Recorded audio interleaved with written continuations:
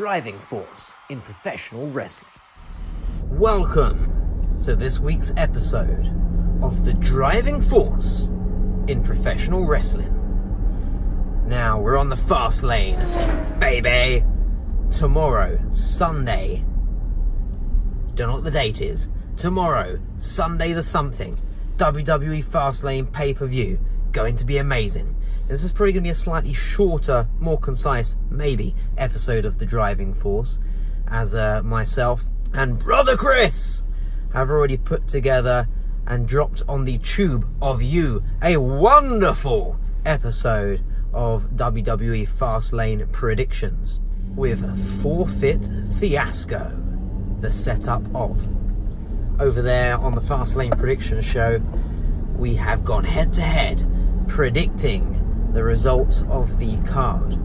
Now typically WWE have added another match since, so we did not predict Shinsuke Nakamura, knee to a face, and Machka Rusev Crush taking on New Day Rocks.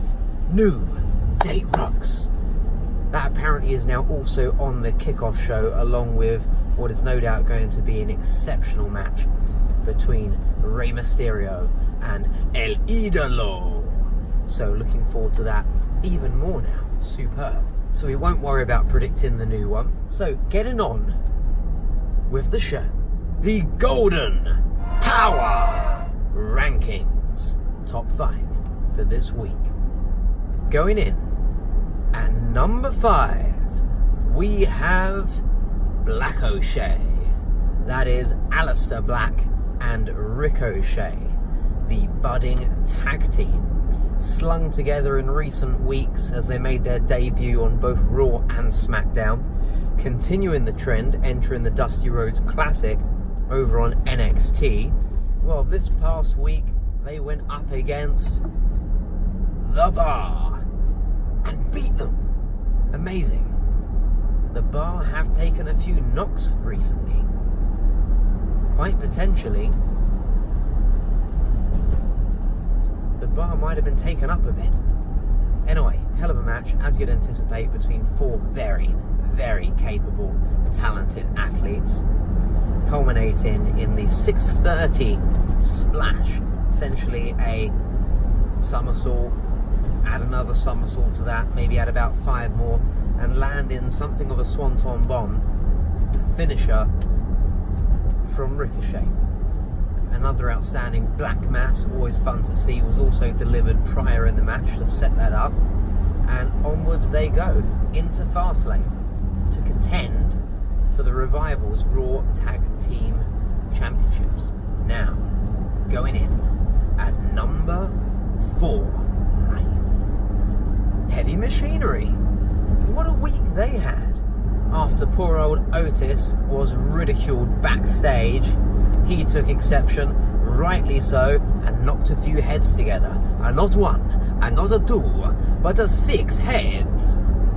So, breaking into a bit of Santino there, Otis and Tucker Knight, out they went, ran the gauntlet, straight through the B-Team, straight through Ascension, and straight through Ryder and Hawkins. It was a good fun match. They're thoroughly enjoyable. Brother Chris and I discussed this during the Fastlane prediction show, which again you must check out, although it may not have actually made the final cut. This discussion, we spoke of Heavy Machinery running parallels with the old WWE tag team Too Cool. You know, they've even got their own version of The Worm. It used to be performed by Scotty Too Hotty. Now we have the Caterpillar by Otis. Fantastic move. Real heavy elbow drop at the end of it. It's in fact how he finished off the gauntlet match. But they're a team, you don't sense that they necessarily need to be in the title picture. They don't need to hold the straps. I'm sure at some point they will, and it'll be great fun. But a little bit like what we hoped from Enzo Amore and Big Cass, you know, when they arrived. Incredible promo, we all popped huge, they were fun.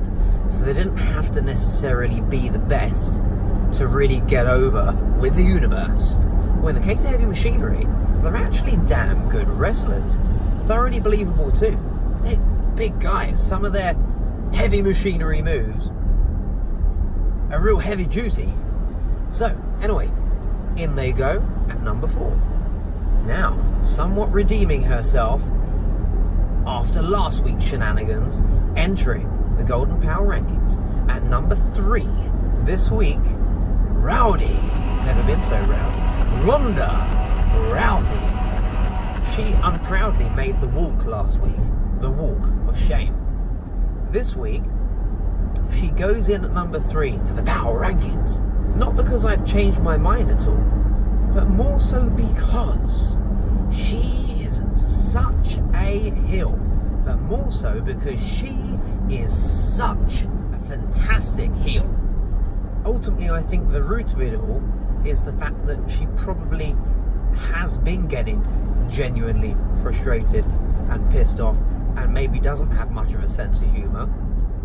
Many of the reasons which led to her entering the Walk of Shame last week, but you can check out last week's show if you want to hear more about that. Focusing on this week specifically, as you may well or perhaps do not already understand, I'm not a big fan of Charlotte. No, I thoroughly appreciate her. Fan in that respect. But I love to hate her, a lot like I presently do of Daniel Bryan. They are remarkable heels, natural heels. 2 of the best in the game today. Now, Charlotte Flair, she was born with it. Genetically, she is the superior heel. She is amazing at it. Well done, Charlotte. Damn cool. Well, she's taken on the reins from her dad. And Ronda, somehow this week, has really got me rooting for Charlotte going into Fastlane. Now, don't get me wrong. I'm not rooting for Charlotte as much as I'm rooting for Becky. We want Becky to win. But I'm rooting for Charlotte in respect that I hope Becky wins one way or another. We suspect a lot of shenanigans and Stephanie McMahon at play. However, when we then go into WrestleMania, it's now a triple threat. Becky, Charlotte, Ronda. I want to see Ronda get her ass kicked by Becky and by Charlotte. I'm really rooting for Charlotte in that respect, as some idiot tries to run out in front of me in their car. Fortunately, reactions quick as lightning, just like Ernest the Cat Miller. And we're safe, and we're still on the road to gold. Boom. Bit of concentration at double for a moment, double or nothing, just because after that little fleet of foot warning, you just never know what other drivers are up to. The road has slimmed, traffic cones are out. At this moment, you talk to the windscreen. Okay, that's 5, 4 and 3 covered. Going in at 2. They were 2. By the end of Monday Night Raw, they were 3 again. The Shield. In you go. Really cool, gradual build-up on Raw this past week. At the start of the show, out came Roman. Great pop from the universe in our yard. Good little speech. Out comes Seth. Seth can be convinced to get Dean back in on the game and reunite the Shield. But can they get Dean out? Well, Dean arrives on stage. Cue Elias. Guitar to Dean's back. So that put him out of the equation for the moment. Later in the show, they get Dean in the ring. So we've now got the 3 of them. Struggling to convince him, Dean leaves the ring. Up he goes into the universe. However, Baron Corbin, Golden Fist, arrives with his other big lads, McIntyre and the heavyweight back to dominate, Bobby. They piled into Seth and Roman. This brought Ambrose back down from the universe, storming the ring. Inevitably, the Shield were reformed. Now, going into this week's Golden Powah Rankings at number 1. It's about time. Samoa Joe! Joe's gonna kill you. Joe's gonna kill you. Joe, Joe, Joe, Joe, Joe, Joe, Joe. Samoa Joe, he's won gold! The United States Championship. Fantastic fantastic fun. R-Truth, open challenge for the US title in the name of John Cena, his hero again. Answered by Joe. Oh, when his music hit, I felt so bad for R-Truth. But then Ray's come out again, just like last week. And El Idolo, LD comes again. Fantastic. We get a fatal 4-way, god damn it. Hell of a match. Brilliant action. And eventually, curveball actually, because I thought the way it was going, R-Truth was going to somehow retain yet again, the sneaky bugger. No! Samoa Joe got his win and looked damn strong doing it. So hyped for Joe. Long time coming. We've been waiting for this. Brother Chris and I. Raptures. What an explosion. Can't wait to see what they do with Joe now going into Mania. So there you have it. This week's Golden Powah Rankings. Boom. And now for the Hollywood Walk of Shame. It's been such a fun and positive, busy past week that I really haven't had the opportunity to get pissed off with anybody. I mean, there was that one nutty woman that I passed on my way down to the high street a couple of days back, who mumbled some nonsense towards me, and to whom I then questioned, "What did you say?" She then said, "I'm not scared of you." I thought, so said, I wasn't trying to scare you, and carried on about my way, minding my own business. To which, this was the best part, "I'm the boogeyman, and I'm coming to get ya." She started reciting verses from the Bible at me. Something about David and Goliath. Now, I don't mind being called Goliath, quite frankly.